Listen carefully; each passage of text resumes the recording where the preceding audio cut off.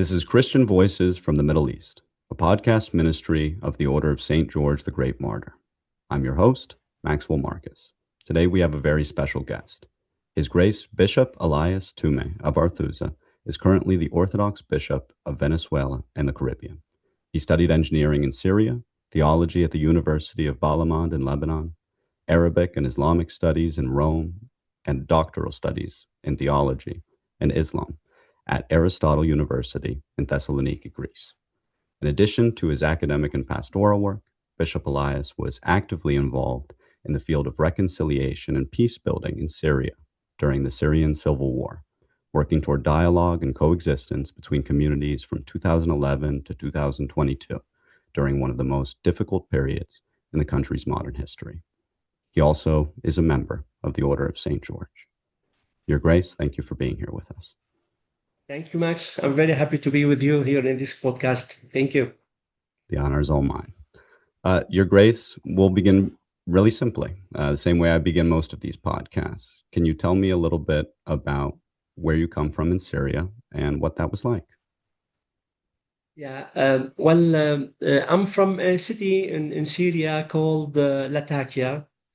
Latakia is a city located by sea.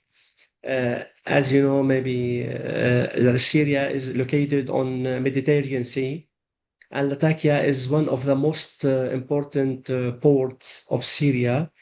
I come from this city, which is about maybe 1 million population, and there's a good, let me say, a good number of Christian people in that city.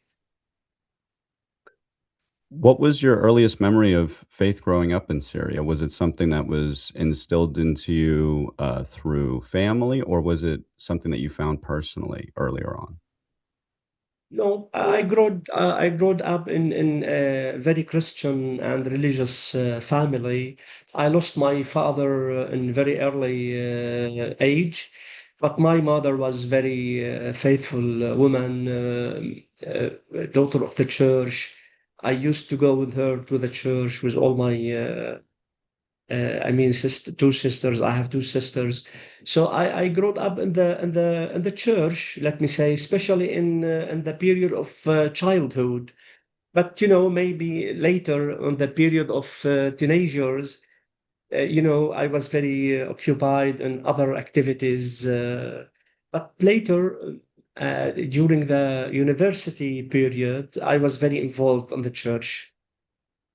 What kind of flipped that back around that you felt the call to start engaging more of your lifestyle into action towards supporting the church here on earth?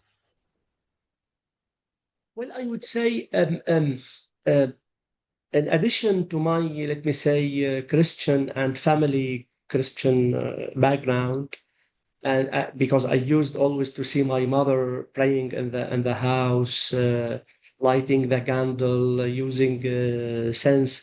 So I had this all this background, but I would say that a person changed my life. A person who is Metropolitan Paul Yasji, who is now kidnapped during the civil war in Syria. And I think his life well known now all around the world because he is living, according to my view, a martyr life. Um, this man of God, changed my life.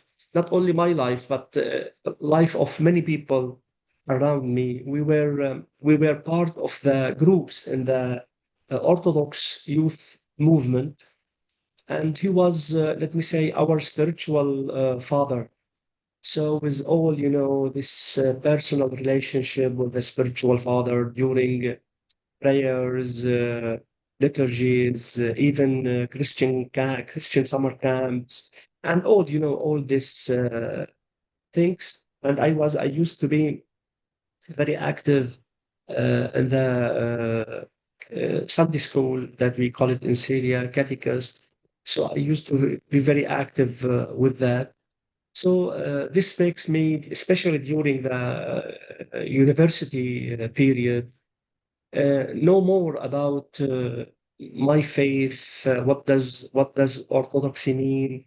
And that's give me a new dimension in my life spiritually, but even on the theological level. And I start to feel that, well, I have this vocation to do something different. And I still remember Metropolitan Paul told me one thing changed my mind. I mean, I was about to finish to graduate from the Faculty of Engineering. So he asked me, "What are you planning to do now after? The faculty." Well, I said, I will work as engineer. And he told me, "How many civil engineering we have in Syria?" Well, I said, I mean 1,000. And he said, "How many Christian of them?" I said, "Maybe a couple of hundreds." He says, "Oh, so you will be one more, one more engineer." So I understood the message that he told me, go and look to be to work in the deeper. And that was the message that gave to me to go. And he later helped me to go to Greece and to have a scholarship to study and all these things. What does the responsibility of a Christian in the Middle East look like in comparison to Christians in other parts of the world? And why is it different? And what could Christians in the West, per se, learn from your walk in faith coming from Syria and the walk of other Syrian Christians like the Metropolitan? Well, Max, this is very essential question, really, because being an not only Syrian but even Middle Eastern Christian, I would say it's a calling. It's calling to live the gospel in most original form. And I would say there is two aspects that I would identify here. First of all, authenticity. Living roots. Being in Syria or in the Middle East, you feel yourself that you are not guest on the story of salvation. You are part of it. You are part even of the geography. You are son of these lands. For that reason, I said authenticity here means being living bridge, living bridge between the biblical past and the present, and maybe even if we can take it wider, being living bridge between east and west.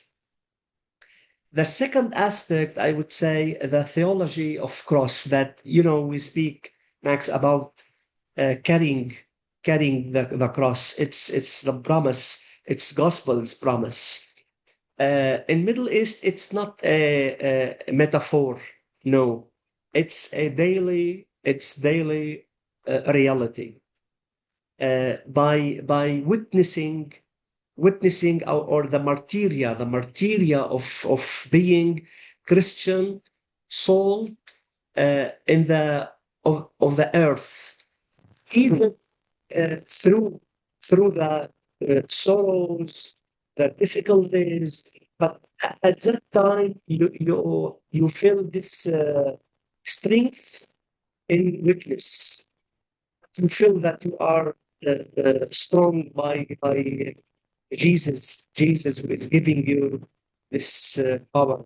It's a transformative uh, presence. In Middle East Christian, they focus on quality, not on quantity. For that reason, you see always Middle East Eastern Christian, always they take care about education, about contribution for the society, coexistence with the neighbors. So they have a role, a role of being salt on the earth. I love what you said there about the Middle Eastern Christians being the active embodiment of the salt of the earth. Can you provide some examples of ways that the lifestyle that is imbued upon these Christians uh, shows preservation, shows the way that they preserve things, shows the importance of uh, preservation the same way salt preserves? I will give you an example from my personal experience when I was bishop in Syria and in the middle of the civil war. Uh, I changed all my image or understanding about being bishop because there is a very common image about bishop as authority as but at that time I understood what's the difference to become bishop during the war. In Syria, the civil war, it took some aspects of sectarian conflict.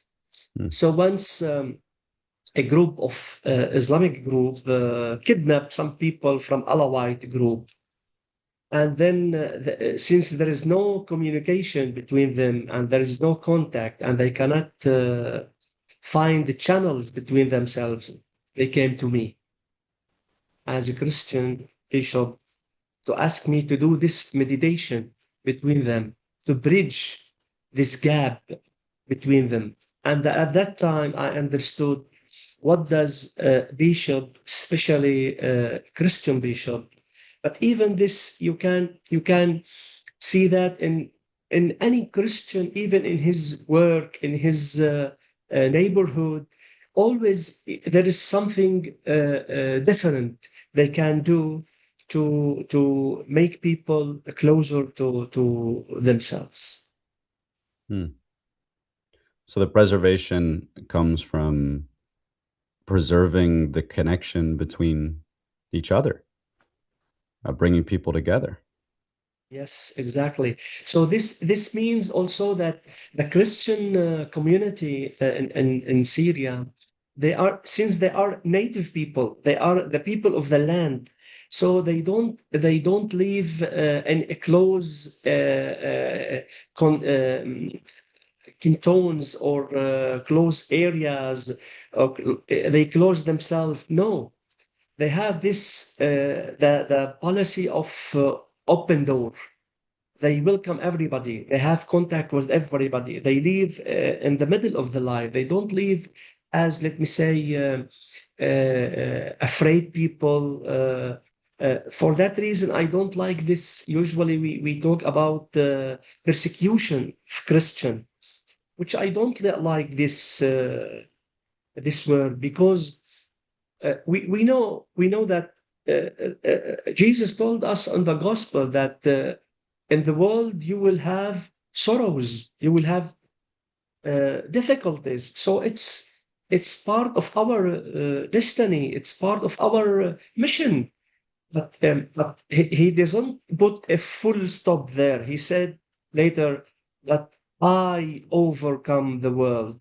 So we know that our Lord will overcome and we will overcome the world with him. Wow. The more that we go through to walk our journey towards Him, the heavier our cross gets, the closer we get to Him, the closer our relationship gets to Christ, because we start to experience a fraction, just a small fraction of what He experienced. And Yes. Yeah. that's a beautiful thing. Yeah. It's also not an easy thing. There's this saying that when you're, when you have uh, how do I put this? There's this saying that when God has his hand on your life and he has a mission for you in it, that while that may be very clear at times and even fulfilling in an understanding of purpose and walk, it also comes with more sacrifice. It comes with more difficulties. Uh, this reminds me of the journey of theosis. And could you elaborate on maybe the similarities in what you're describing and the idea of theosis? Uh, uh, Explain me that more. What Uh, similarity do you mean? the similarity, I guess, between taking up your cross so that you can fulfill the things that God has placed in your heart, uh, no matter how much heavier it gets because of that, uh, in a way that is similar to us changing our daily lifestyle to bring ourselves closer to Christ each day. Yes. When we talk about the cross, usually as Orthodox, we don't understand that only as let me say sorrows or sadness, because there is a prayer in the church on the Orthodox tradition. We say joy came to the world through the cross. So I would say there is two faces of the cross. There is the sad one, the tragedy one, but there is the resurrection. Without the cross, there is no resurrection. And even carrying the cross, it's honor and it's joyful for a Christian. It's honor to be carried the cross of Jesus Christ. So I don't see it as, let me say, a torture or tragedy. No, it's honor and responsibility. And people on the life, if we don't have something, let me say, important or valuable, noble to do, you feel empty, you feel unuseful, while carrying this responsibility of the mission of Jesus Christ. This this give meaning to your life, give orientation to your life.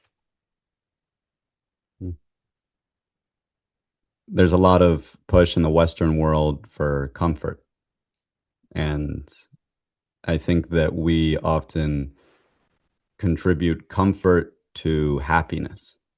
We equate the two things together here in the West. And And this is very bad. This yeah, is very bad. Yeah, it's not quite the case. It's not quite the reality of what we were built for. Being made in God's image means carrying a weight of responsibility, a weight of stewardship.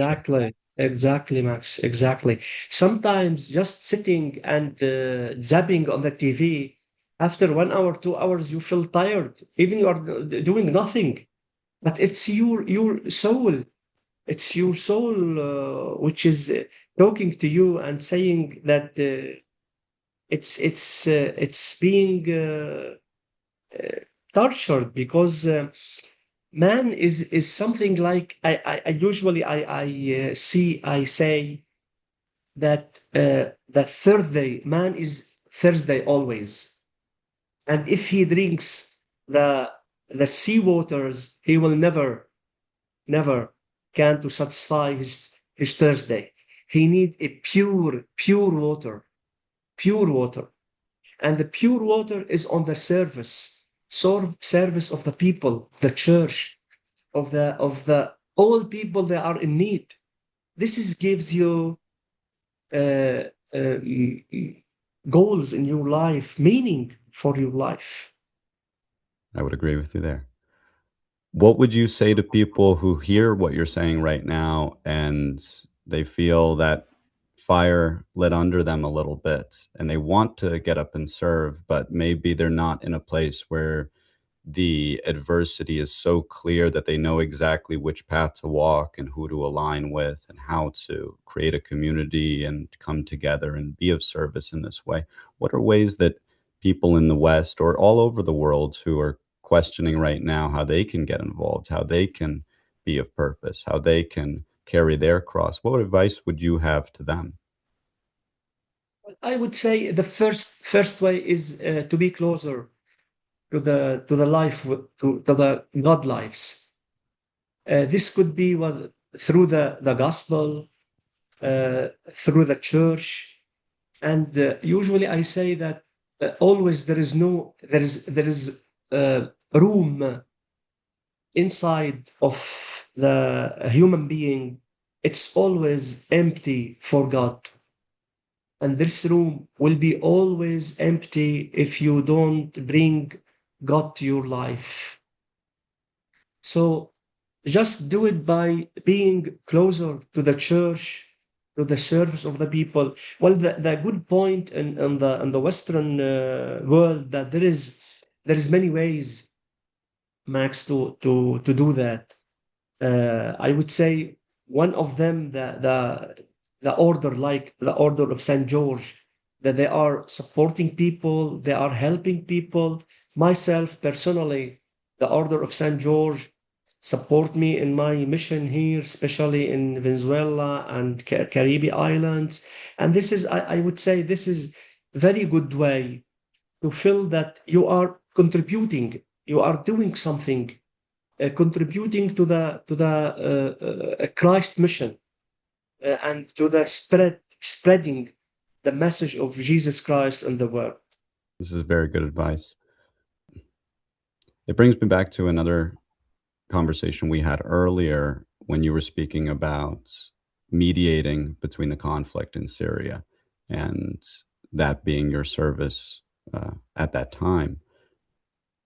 What are the go-to methodologies that you found in that time period that brought people together, that allowed you to be a good unifying presence?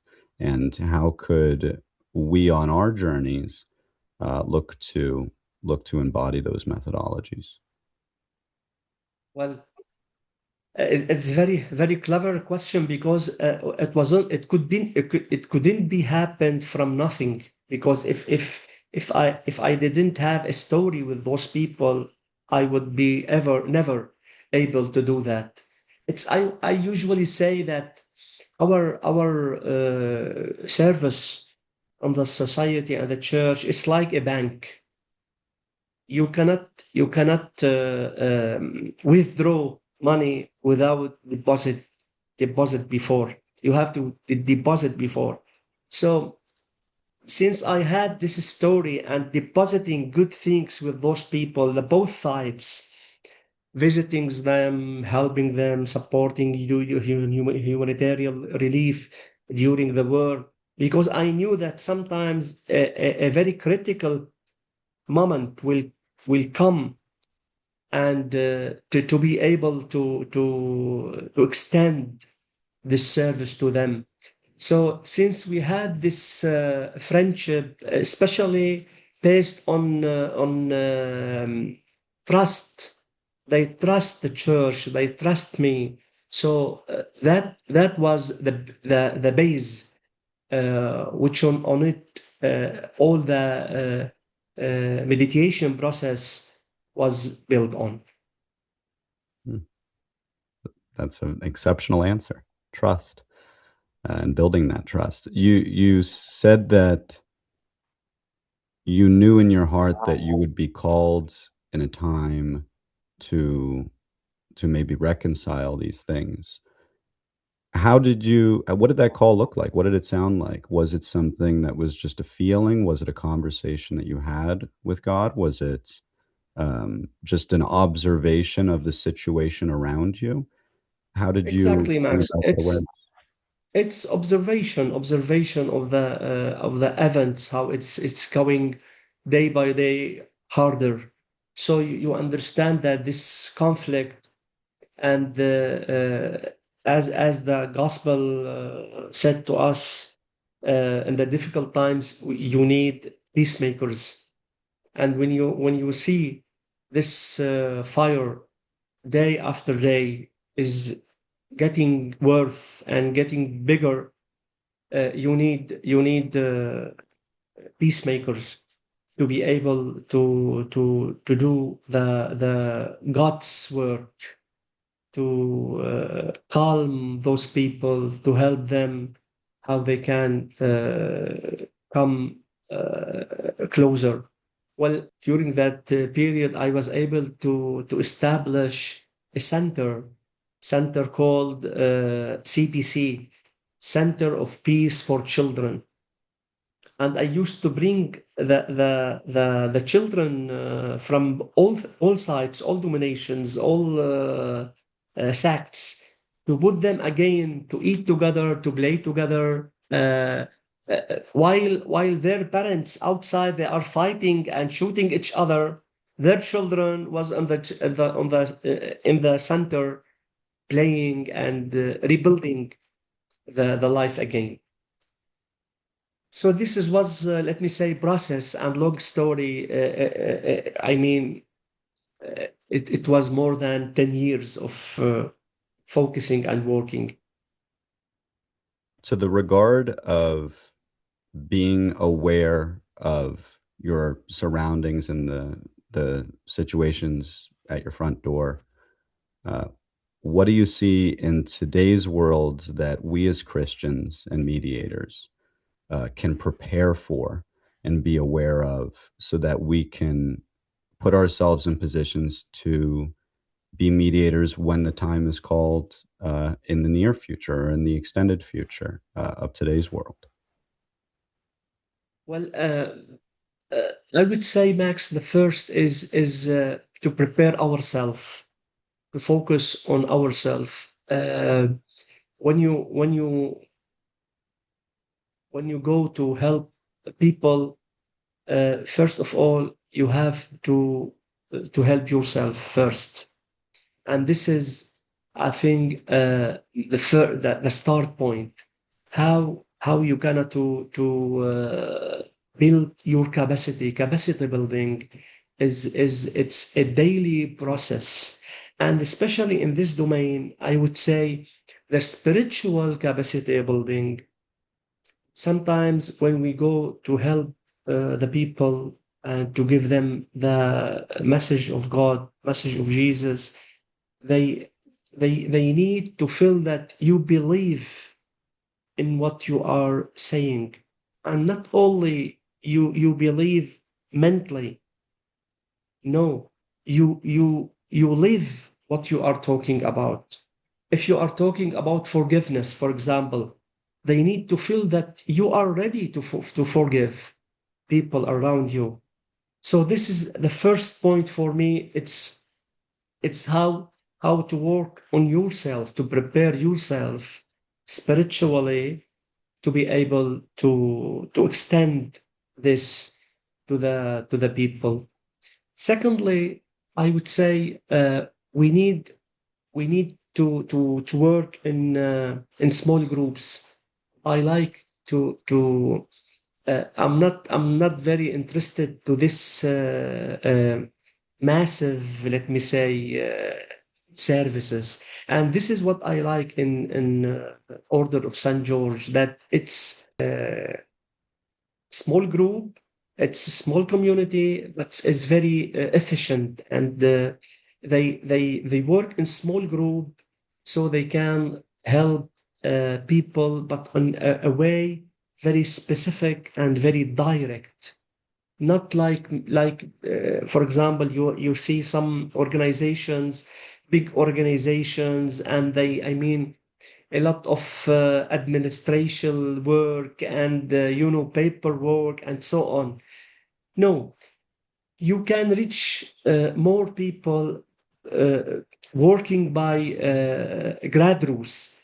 So you would be reach the people in need really and directly, and you will touch their hearts by your work and by your service. I think that our audience will appreciate that answer very much as well. I think that about wraps up our podcast here. I would like to end on one final note. If you have any final words, any message for our audience, for the wider Christian world, for those that are just looking to be of service, what's the words that you would like to leave our audience with? Well, my word is on the family. Family. Family is the first factory of the saints on the church.